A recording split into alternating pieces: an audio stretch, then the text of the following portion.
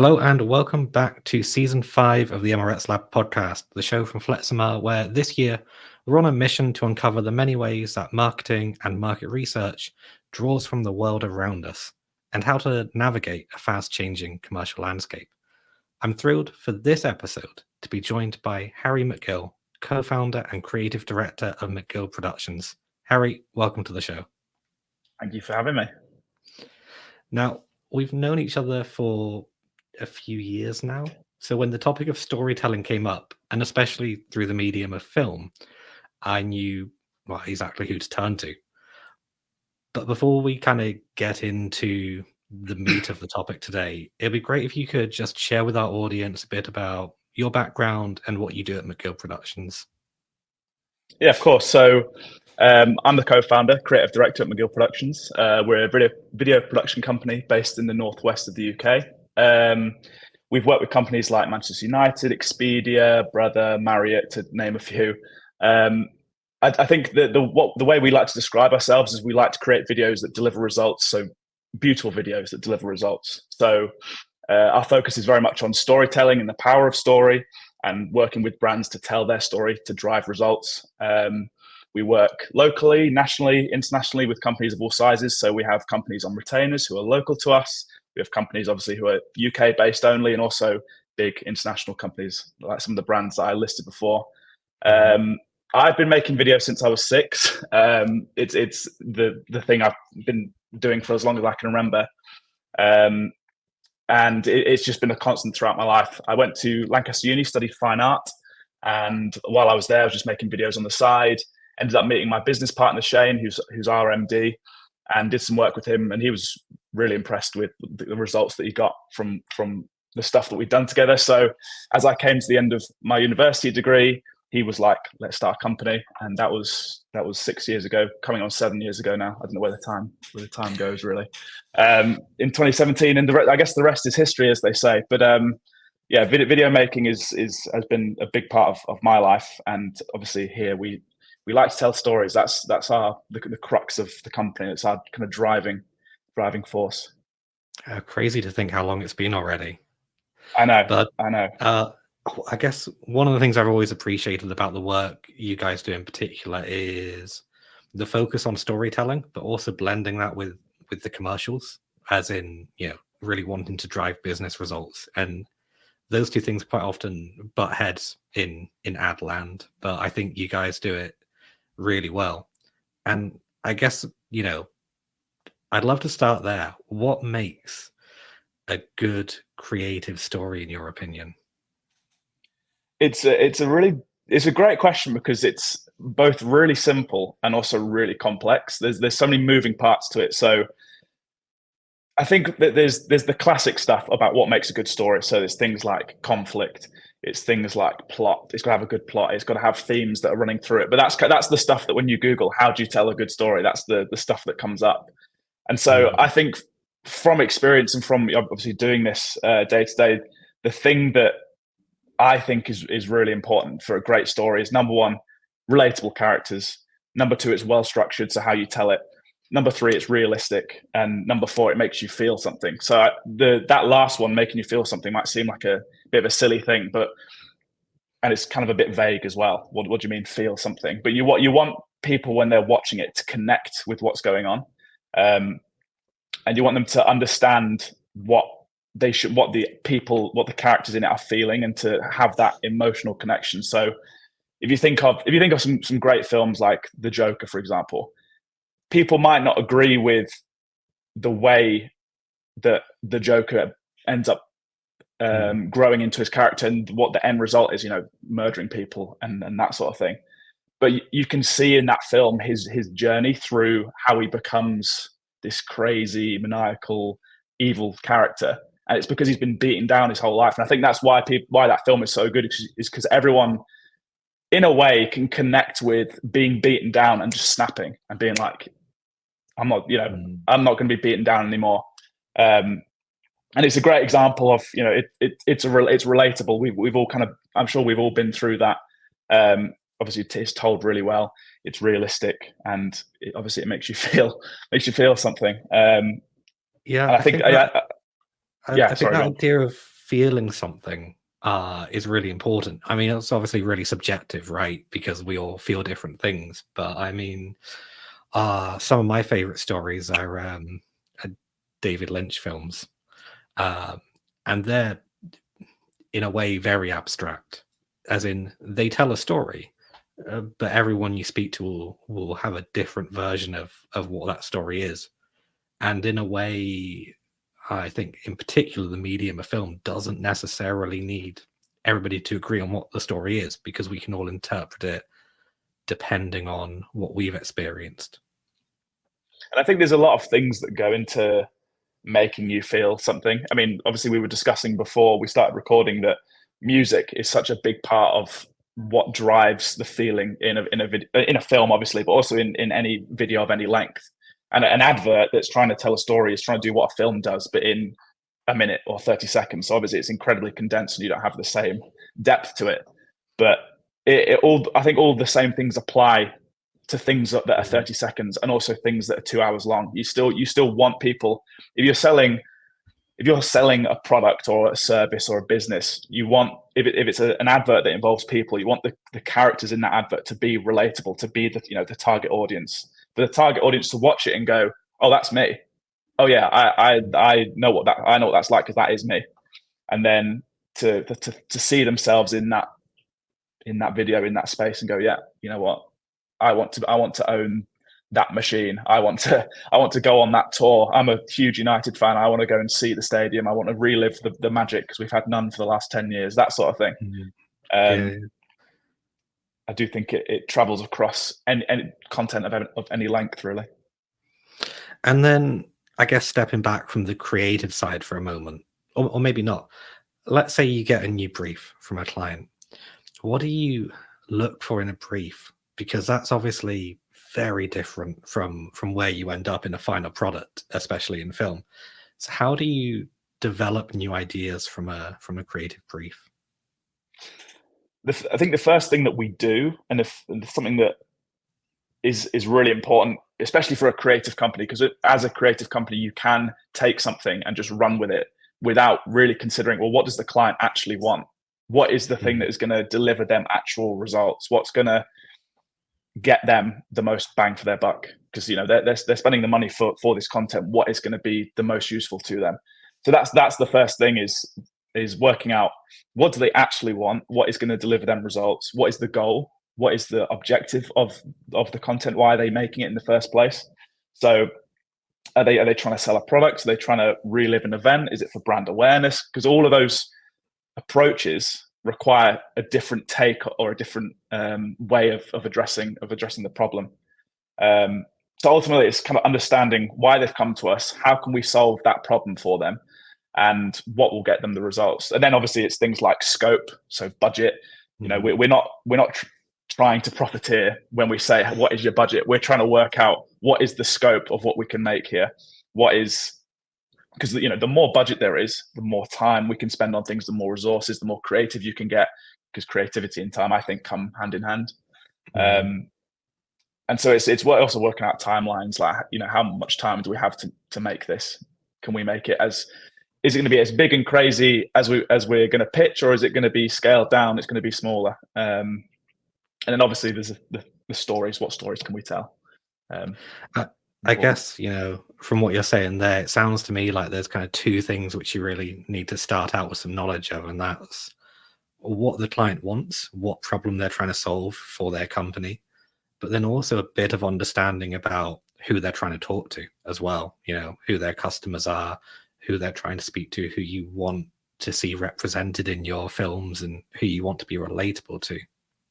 Yeah, I mean, the understanding the audience and understanding who is the person who's actually going to watch this is again one of the most important aspects of the whole of what we do, I would say. Because we can make a lovely video that's really fun, but if it's only fun for us and it only really resonates with us as the people making it, then it's not really going to give the client the results that they want.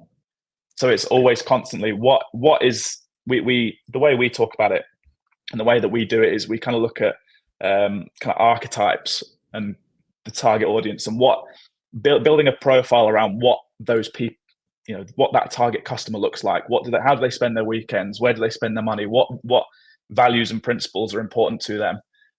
Why would they pick this brand over another brand? These are all things that I think a lot of people don't realize goes into making a video that delivers results, that getting content that is going to actually achieve the goals you want.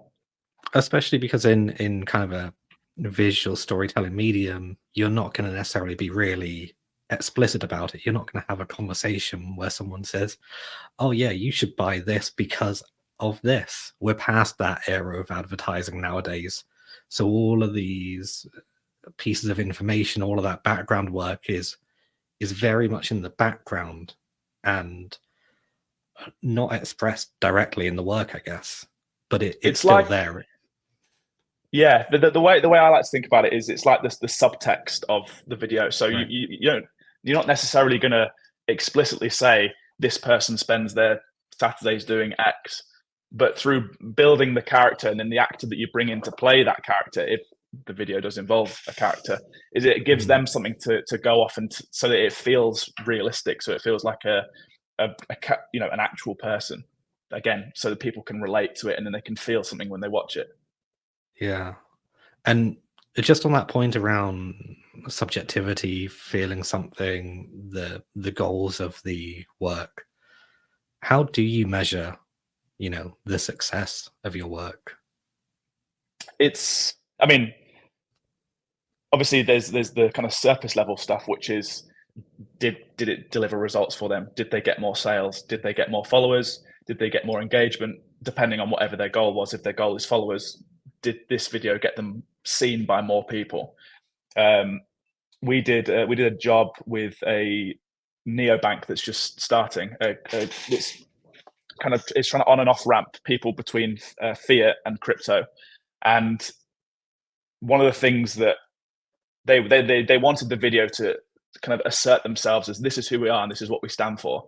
And so it was a brand awareness piece. And so when it launched, the way we knew it was successful was because it got I can't remember the specific amount of views and reshares and things and how much the company grew on Twitter as a result, but it got a decent result from that. And so obviously that on the surface level, we know, okay, that's achieved something. I think on a deeper level, do people that watch it understand more about the company or more about the product, which I think you can get by showing people who, family and friends, oh, watch this. What does this tell you? And also, is the client happy? Do they want to work with us again? Is everything cordial? Obviously, it's not going to not be cordial, but do they want to work with us again? I think that is also a way to kind of tell, okay, yeah, they're happy with the product and they trust us to deliver on their goals, I guess. Yeah, I mean, I think it's really interesting that you mentioned there, you've got what everyone immediately thinks of in marketing. We like to put stats and numbers next to everything, which is a measure of success, but also that idea of just, do you understand? What do you take away from it? Those kind of deeper questions, which, you're not going to be able to put numbers next to, but it still gives a sense of what you have achieved or, if you've missed the mark. Is it memorable, I guess, is also a thing to think about. Do people watch it and go, oh yeah, that was cool. I can remember what the whole point of watching it was. Because obviously with working in the marketing space, it's very easy for us to be like, oh, we made this really cool thing and everyone's going to watch it. But realistically, no one cares about the ad. So it's how can we make people watch it and just for a little bit of them to remember what they've seen, remember the story that we've told, remember the brand, remember something that happens. So there are a few ways to tell if it's been successful, I think. And like you say, the stats are one, but there's also a kind of a deeper, what does it make you feel? Which again, is a big part of what makes a story good. And then obviously, working in the marketing space, you're not just competing against other video and film advertising. You're compared against print advertising, digital, all these other mediums. So what is it that makes video and film unique, I guess? What makes it special? I think this I struggled with this. Well, because I think the answer for me is that you have an active audience. So people are sat and they will watch what is in front of them, because obviously we've all grown up recently with TikTok, with YouTube, with just content being fired at us. So it's an easy way for people to be able to take in a lot of information in the least amount of time.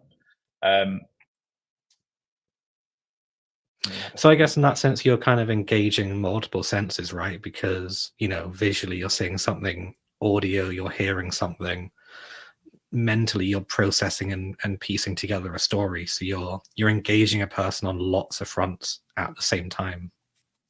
And I think it's also easier to get an emotional response through a video than through text, for example. Because how many times have you been sent a big block of text and just gone, oh, I'm not reading that. I can't be bothered to read that. Whereas with a video, it's all self-contained, and it can take you on that journey in less amount of time with less amount of attention than I think a piece of text or a piece of print could. I think that's my personal opinion anyway. Almost like a bit of an ease of access point in there, that it's actually a really accessible medium because it's self-contained. It's a guide through its own story. A text, a print ad, I have to choose to actively engage with it.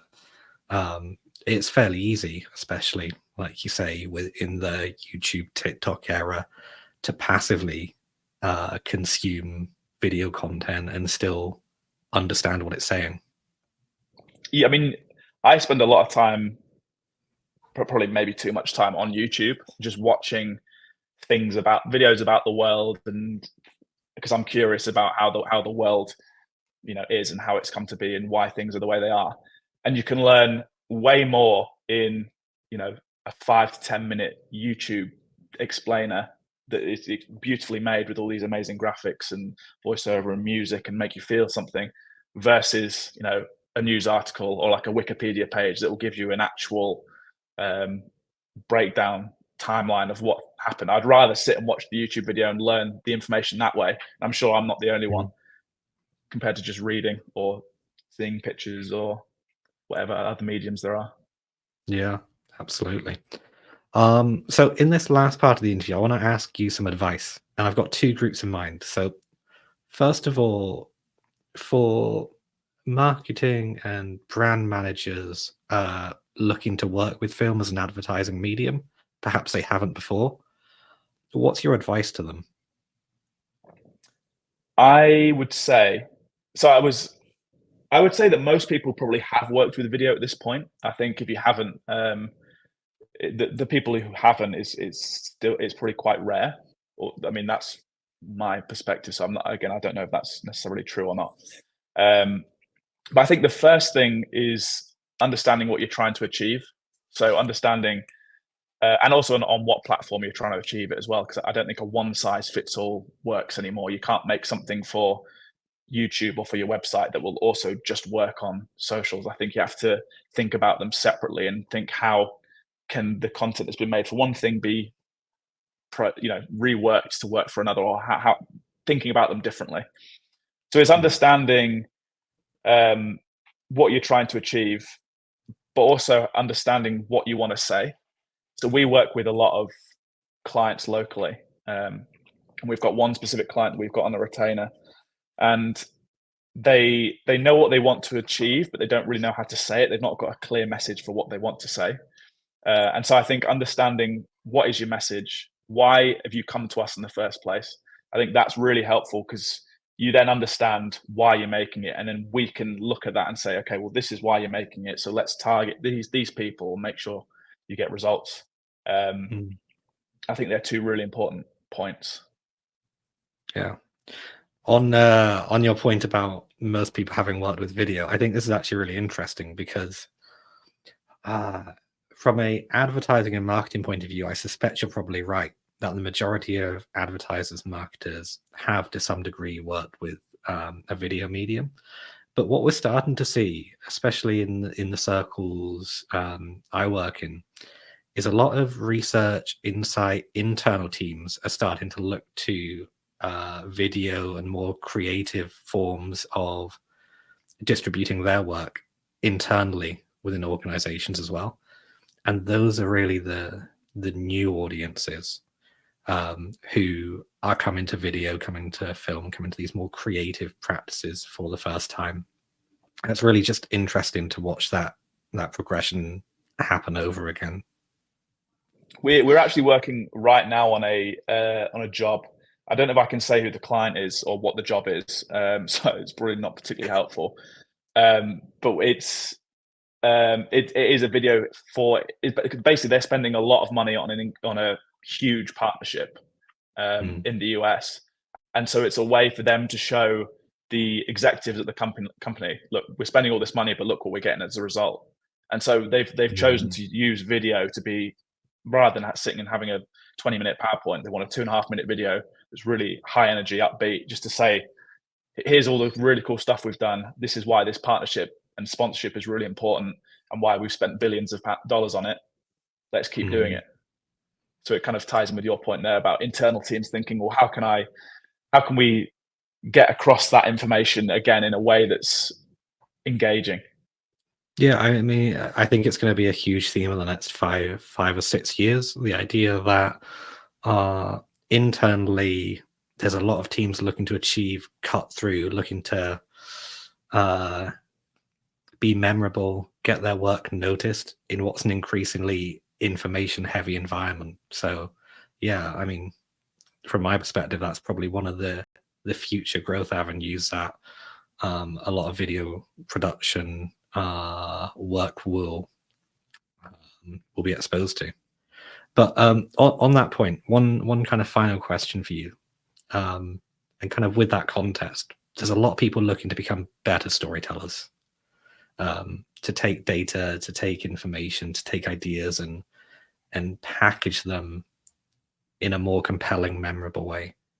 So what's your advice to any of us looking to become better storytellers?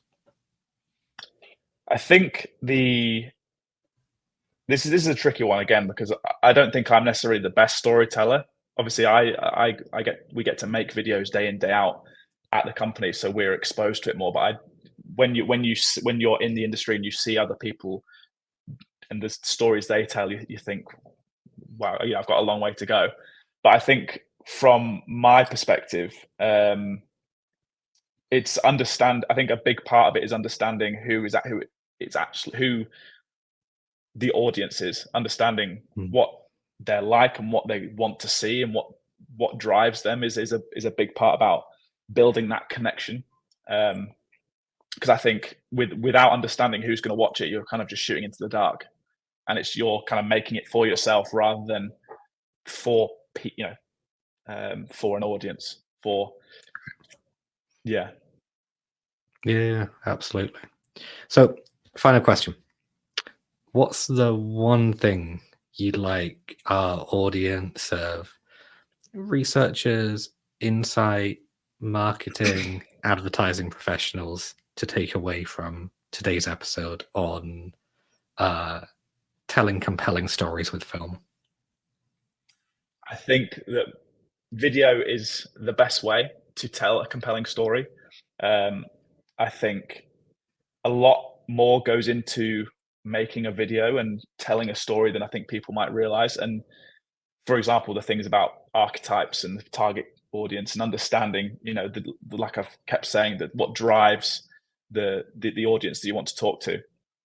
So I would say that is understanding that, and also understanding that not everything has to be short form. I think there's still a market these days for long form content, but I think it has to come hand in hand with the short form. So I think if you do long form, you need to have cut ups or smaller versions of that as like a top of funnel piece of content for people who don't know you to see.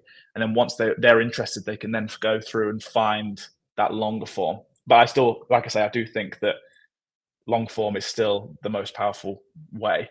I just think it should be part of a greater strategy of a funnel, basically, a content funnel. So be clear on your strategy, be clear on your audience. Yeah, I think they're two really important points. Absolutely. And I think that's a great note to end on. So, Harry, thank you so much again for joining me today. It's been a pleasure to chat. Yeah, great to chat to you. And thank you to everybody listening as well. We'll be back next month with a brand new episode featuring Harriet Walton, member of the 2024 Significant Insights 30 Under 30 list, on what makes an inspiring future leader. Until then, I've been your host, Chris Martin, and this has been the MRX Lab.